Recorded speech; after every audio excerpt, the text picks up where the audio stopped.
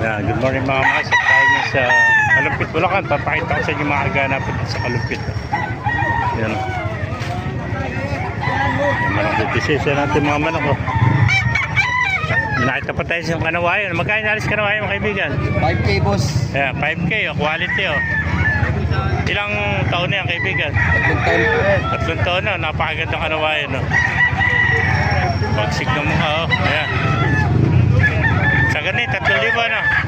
5 5,000 pala, 5,000 Tawad na po dyan po kanina. 4,000 na tawad. Ilan dala mo? 3? 5? 5. May tawad po. Pati tawad na ni Kapitan. 5,000. Napakaganda ng mga kanawayan to. May contact number ka ba kaibigan? Hindi pa bisag. Hindi pa bisado. Pa yung 4 ito yung 2 sa cage. Sa tagal ko na. Ayan po. Dapat may scratcher ka para ilalabag mo. Ginawa na ni Kapitan kanina. Kaibigan, thank you. Ito, may nakita pa tayong golden dito. 3. Ayan mga master. Ganda mga golden. Puro mga magulang nito. Gandang golden. Ayan po. Mga sweater. Puro mga pack na. Itim pa tayo. Yung isa puti. Isang itim. May sinyalis ang kanyang tayo doon. Ayan. Ayan po mga master. Magugulang na ito. Basta ibenta.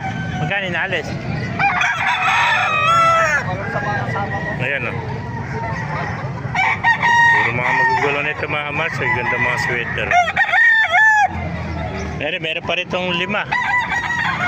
Nasa cage ayan 5 Puro mga sinibalang at saka mga hats gray. Saka sweater ayan 5. Makaganapan niya yung mga kamasa dito lang sa Kalumpit, Bulacan.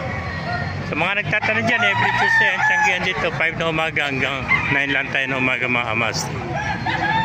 May nakita pa tayo itong hats gray gandang hats gray mga kamaster hats gray gandang hats gray yan hats gray. Ito naman talisay talisay Bere, kaibigan gandang talisay.